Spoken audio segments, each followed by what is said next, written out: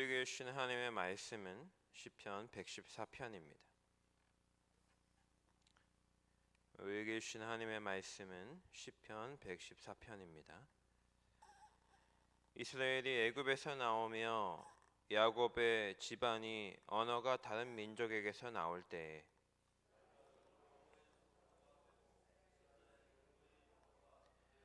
바다가 보고 도망하며 요단은 물러갔으니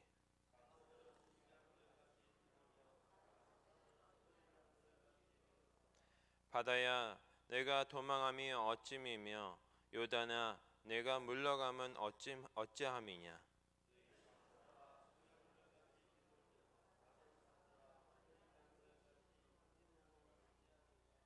땅이여 너는 주 앞 곧 야곱의 하나님 앞에서 떨지어다. 그가 반석을 쳐서 못몰이 되게 하시며 차돌로 샘몰이 되게 하셨도다. 아멘. 금주에 외울 말씀은 디모데전서 6장 11절 12절 말씀.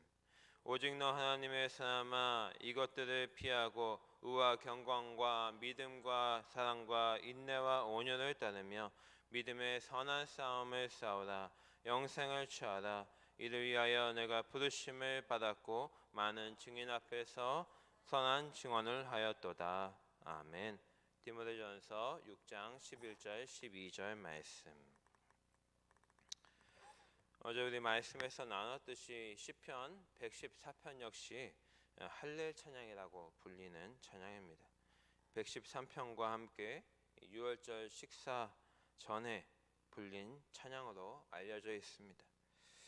또 그 내용 역시 그 용도와 어울리게 이스라엘을 애굽에게서 구원하신 그 사건을 노래하고 있습니다. 1절 2절을 보면 이스라엘이 애굽에서 나오며 야곱의 집안이 언어가 다른 민족에게서 나올 때에 유다는 여호와의 성소가 되고 이스라엘은 그의 영토가 되었도다라고 합니다. 이 이스라엘이 애굽에서 나와 하나님께서 약속하신 땅으로 들어간 것을 표현한 이 1절 2절 말씀은 매우 독특한 표현을 사용하고 있습니다. 야곱의 집안이 언어가 다른 민족에게서 나올 때라는 이 언어라는 말을 강조하고 있죠. 이 언어가 다르다. 왜 이것을 강조하고 있을까요? 이스라엘의 언어와 애굽의 언어는 구별된다라는 것입니다. 여기서 언어가 다르다라는 표현을 사용할 때 이 언어 성경을 보면 라즈라는 이 단어를 사용하고 있는데 이 라즈라는 단어의 어원에는 악하다라는 의미가 담겨 있습니다. 이 단어의 의미를 정확하게 표현하자면 야만적으로 말한다라는 뜻입니다. 이게 굉장히 독특한 단어인데 그래서 그대로 표현을 해보자면 야곱의 집안이 야만적으로 말하는 다른 민족에게서 나올 때라고 말하는 것이 맞습니다. 이 야만적으로 말한다는 것은 어떤 의미겠습니까? 애굽인들이 당시에 굉장한 야만적이었다 이렇게 생각해 보면 맞겠습니까? 그렇지는 않습니다. 애굽인들은 당시에 굉장히 뛰어난 문명을 가진 민족이었고 당대의 최강 국가 중에 하나였습니다.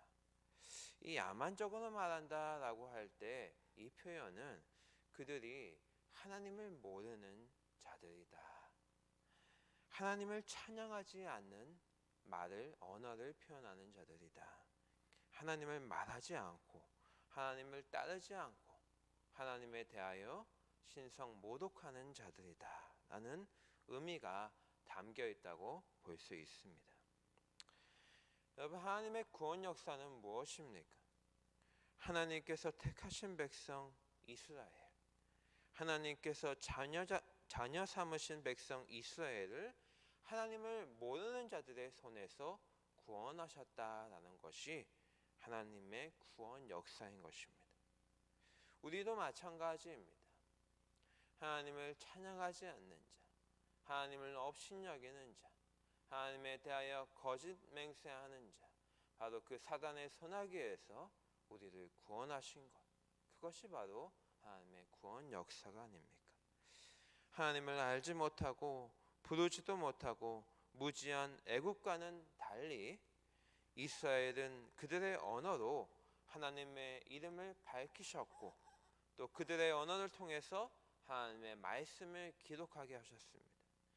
그리하여서 하나님의 이름을 여호와라 부르며 찬양할 수 있는 자격과 조건이 이스라엘에게 주어졌다는 것을 강조하고 있는 것입니다.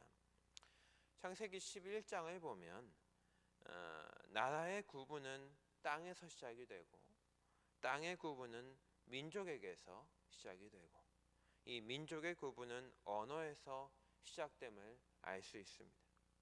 결국 언어는 그 민족의 정체성입니다. 이스라엘의 정체성은 하나님을 찬양하는 자입니다. 특정 언어 자체가 거룩해질 수는 없지만 이스라엘 민족의 언어인 이 히브리어는 구별되어서 구약 성경을 오늘날까지 전수하는 데 쓰였다는 것은 굉장히 중요한 사실입니다. 결국 이 모든 것은 하나님의 놀라운 섭리 가운데 그 계획 속에서 이루어져서 오늘날 우리에게까지 전해졌다라는 것이 중요한 것입니다. 우리가 인간이 죄로 말미암아 그 언어가 갈라지면서 굉장히 불평불만이 많이 있습니다. 특히 학생들이 왜 그 바벨탑을 지어서 내가 영어를 배워야 돼, 내가 중국어를 배워야 돼 하지만 굉장히 중요한 것은 이 히브리어를 통해서 오늘날까지 이 구약 성경이 전수될 수 있었다는 그 사실 또한 굉장히 중요한 것입니다. 3절에서 6절을 보시면 바다가 보고 도망하며 요단은 물러갔으니 산들은 순양같이 뛰놀며 작은 산들은 어린 양들같이 뛰어도다. 바다야 내가 도망하며 어찌함이며 요단아 내가 물러감은 어찌함인가. 너희 산들아 순양들같이 뛰놀며 작은 산들아 어린 양들같이 뛰놀면 어찌함인가 라고 합니다. 이 글의 맥락에서 봤을 때 3절에서 바다가 도망갔다라는 것은 우리가 머릿속에서 그려지듯이 홍해가 갈라지는 사건을 의미합니다. 또 요단이 물러갔다는 것 또한 여호수아 때에 요단 강물이 멈춘 그 사건을 뜻합니다. 이 홍해가 갈라지고 요단강이 멈춘 이 기적을 보며 4절에서 산들이 순양같이 뛰놀며 작은 산들이 어린 양들같이 뛰었도다라고 표현합니다. 순양과 어린 양이 뛰었다라고 한다면 우리가 그 그림만을 상상해 봤을 때는 이스라엘과 함께 그 홍해를 그 강을 건너던 그 피조물들도 기쁨의 찬양을 하는 것으로 생각해 볼 수가 있습니다. 그렇지만 지금 4절에서 뛰고 있는 것이 무엇입니까? 산들과 작은 산들이다라고 합니다. 이것은 매우 경이로운 일이 일어난 것에 대한 표현입니다. 그 하나님의 놀라운 이적 앞에서 산들도 바다도 하나님을 경배하고 있는 그 모습을 우리가 상상해 볼 수 있습니다. 결국 산들도 바다도 요동치며 찬양하고 있는 것은 무엇입니까? 하나님께서 이 놀라운 일을 행하셨다라는 것입니다. 5절, 6절은 3절, 4절과 같은 표현이지만 그것을 의문문으로 바꿔서 말하고 있습니다. 홍해가 갈라지고 요단강이 멈춘 것이 무엇 때문이냐? 산들이 요동칠 만한 이 놀라운 사건이 왜 일어났느냐라고 말합니다. 무엇을 말하고자 하는 것입니까? 하나님께서 행하신 일이다. 이 놀라운 사건의 중심에 계신 분이 바로 하나님이시다. 모든 피조물은 이 일을 행하신 분의 그 행사를 마땅히 알아야 된다라는 것을 강조하고 있습니다. 저희 교구의 한 집사님이 뇌출혈로 근 한 달을 대학병원 중환자실에 계셨습니다. 목사님도 신방을 다녀오시고 저를 비롯해서 많은 교구 성도분들이 많이 기도해 주셨는데 거의 한 달 동안 이 중환자실 치료가 끝나지 않자 결과에 대해서 우려하는 사람들이 많아졌습니다.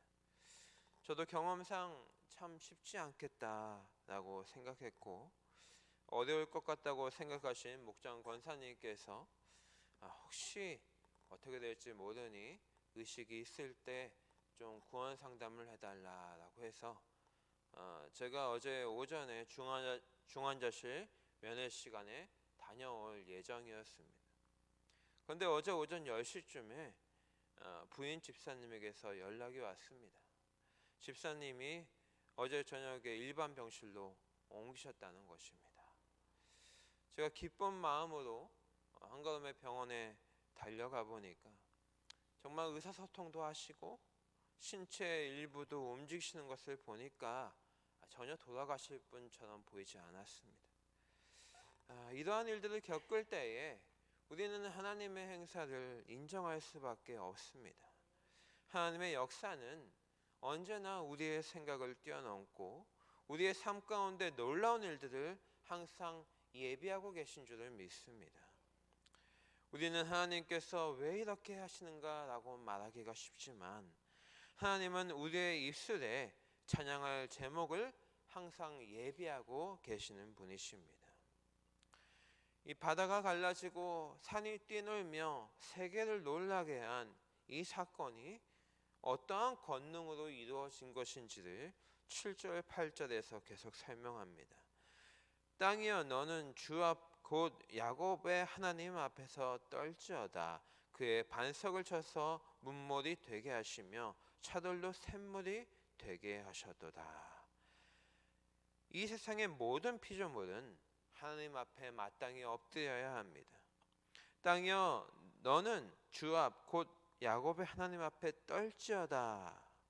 또 반석과 차돌에서 샘물이 터져 나오게 하심은 이 바위에서 물이 흘러나오게 하신 이 민수기 20장의 무리바 사건을 말하고 있는 것입니다. 메마르고 황폐하여 물 한 방울 나올 수 없는 그 광야에서 물을 내신 그 하나님의 권능을 나타낸 사건입니다. 앞서 3장에서 6절까지 등장하는 사건과 이 7장 8절에 등장하는 사건은 대조를 이루면서도 그 의미가 일맥상통합니다.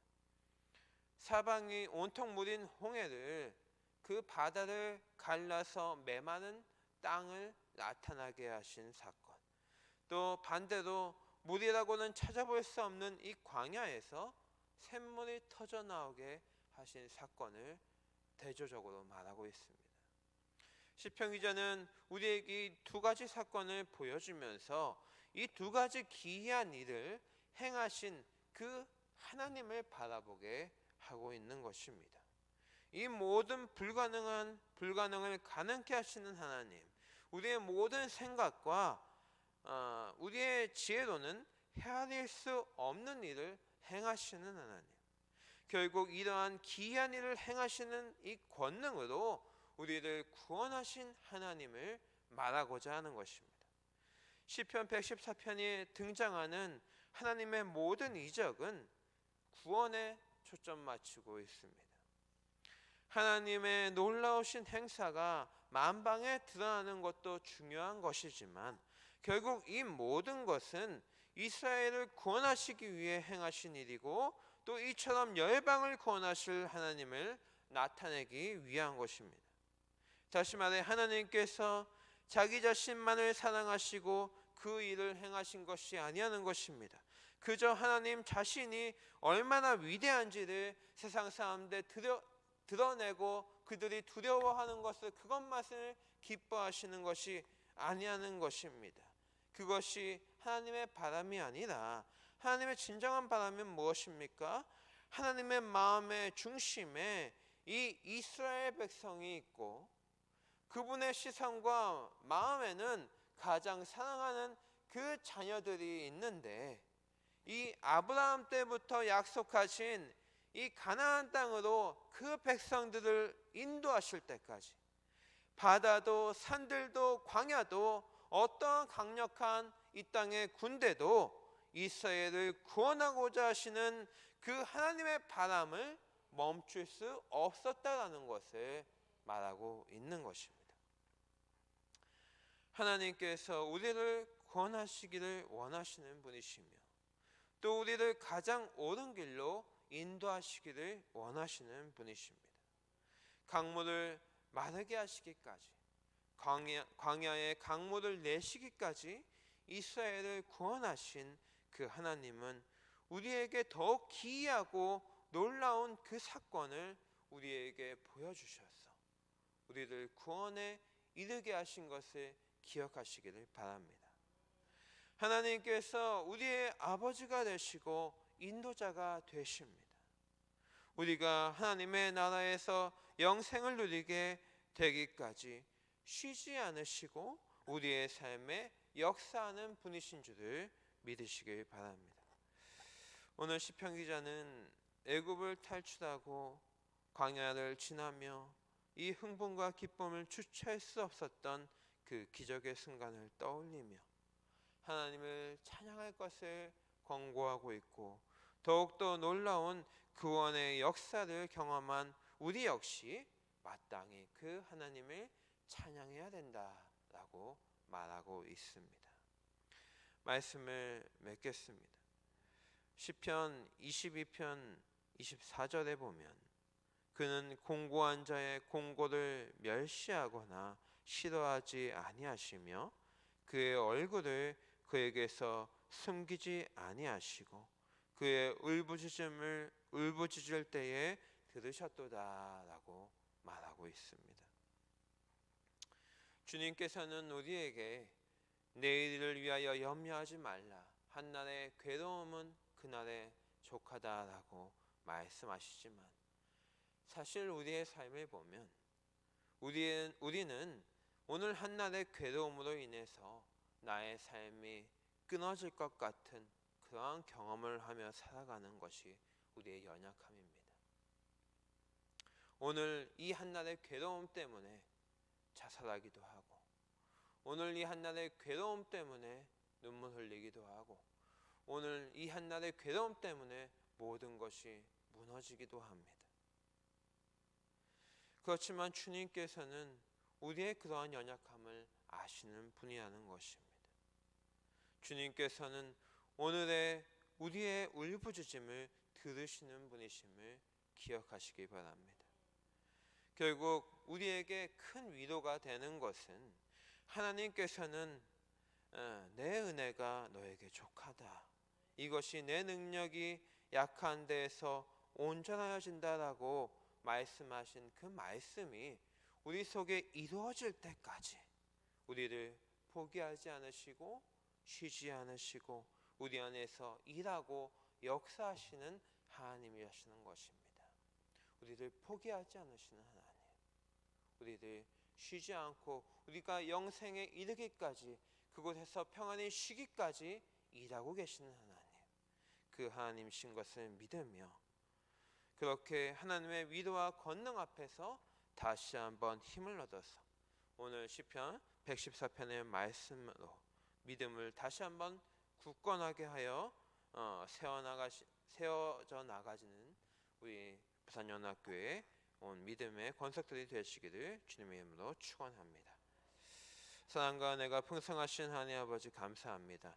오늘 이 새벽에도 이 시편의 말씀으로 우리를 위로하시며 우리를 향하신 하나님의 구원의 계획과 뜻이 얼마나 위대한 것이었는지 또 그 구원의 계획을 자기 자신을 내어주시면서까지 실행하신 그 하나님의 놀라운 사랑이 얼마나 위대한 것인지를 다시 한번 우리에게 들려주셔서 우리의 믿음이 흔들리고 연약하여질 때 다시 한번 그 주님을 붙들게 하심을 감사드립니다.